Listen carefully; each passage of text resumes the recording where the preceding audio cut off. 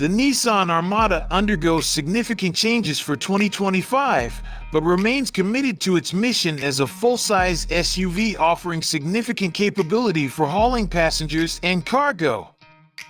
The Armada is totally redesigned for 2025. A wide range of models is available, from the more budget-friendly SV and SL trims up to the off-road-oriented Pro 4X and the loaded Platinum Reserve that gives the Armada's Infiniti QX80 sibling a run for the money in the luxury department.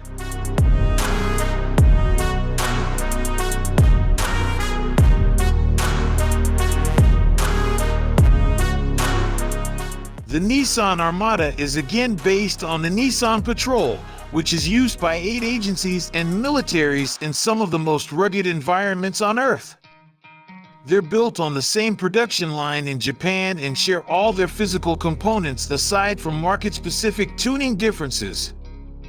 The upshot is the Armada is now truly a global product. The frame is stiffer and more torsionally rigid than before, built to withstand severe conditions in markets like South America and the Middle East. That means it should be more than able to handle the morning coffee run or a 400-mile cruise down Interstate 80.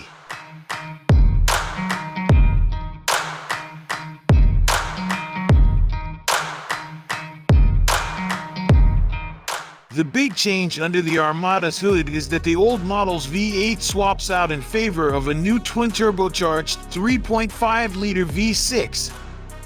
But the new V6 beats the V8 in both horsepower and torque, producing 425 horsepower and 516 pound-feet of torque, increases of 25 horsepower and 103 pound-feet. It uses a 9-speed automatic transmission with either rear or four-wheel drive.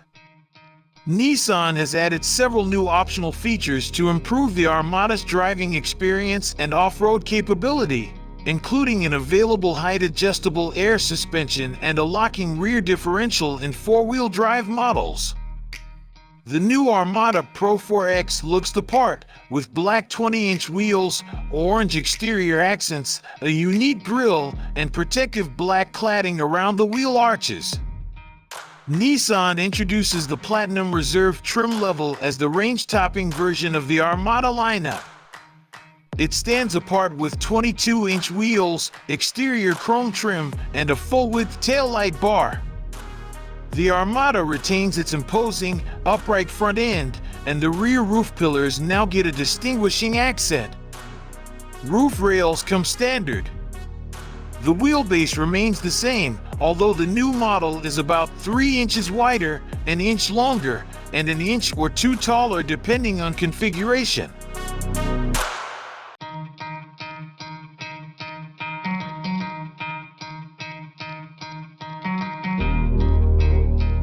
The Armada's 3-row interior provides plenty of space for passengers and cargo.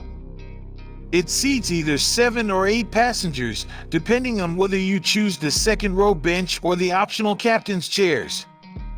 Nissan claims more cargo space than before, and the third-row seats fold automatically at the touch of a button in the higher trim levels. The Platinum Reserve trim offers particularly nice materials such as quilted leather, giving the Armada a legitimate luxury SUV vibe. All trim levels come standard with two 12.3-inch screens that stretch across the dashboard. The left screen is a digital gauge cluster, while the right screen is a touchscreen infotainment system. Higher trim levels have an even larger 14.3-inch touchscreen. Google built-in apps are optional, wireless Apple CarPlay and Android Auto smartphone mirroring functions are standard. A 12-speaker Klipsch stereo system comes on SL, Pro 4X, and Platinum trims. The Pro 4X only comes with 7 seats, and the other trims let buyers choose between 7 or 8 seats. Platinum and Platinum Reserve trims get quilted leather seating surfaces, and the Pro 4X has its own interior design with red accents. The entry-level SV lacks heated seats and gets leatherette upholstery. One cool-sounding optional feature is what Nissan calls biometric cooling. It uses the vehicle's interior infrared camera to determine whether front or second-row passengers are overheated and directs more cold air toward them. We expect to see more features like this in cars as interior sensors become more common.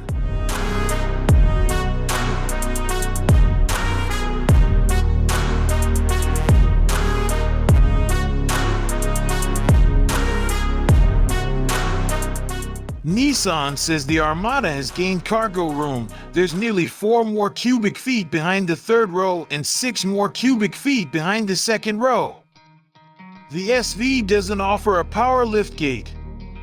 All Armadas get third rows that fold flat into the floor, but the SV lacks the convenient one-touch folding for the third row and one-touch release for the second row. Occupants get 8 cup holders and at least 6 USB-C outlets. The Armada comes with all the safety and driver assistance features we expect an automaker to feature, including AEB with pedestrian detection, BSW, RCTW, rear AEB, and LDW. Trailer blind spot warning is also standard. The Platinum Reserve trim gets a far side airbag for the front row to protect the passenger and driver from colliding with each other in a side impact crash. Various versions of Nissan's ProPilot Assist active driving assistance systems come standard on the Armada depending on trim level. This setup blends lane centering and adaptive cruise control. Some versions can add on the option for hands-free driving, which comes with an in-car camera for driver monitoring.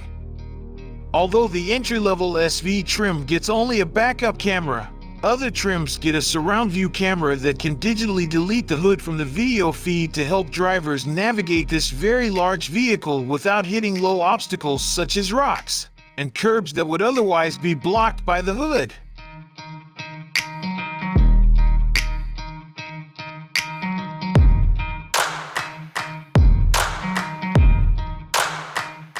The new architecture and body also allows for gains in terms of cabin and cargo space.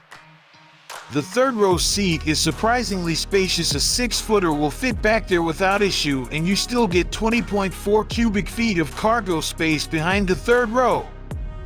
If you'd rather carry gear than people, the rear rows will fold away at the press of a button and reveal 56.3 cubic feet behind the second row and 97.1 cubic feet with all the rows folded down. That's more space than the Sequoia but less room than the Expedition. Nissan claims that the Armada will have a maximum towing capacity of 8,500 pounds, which is the same as the outgoing Armada.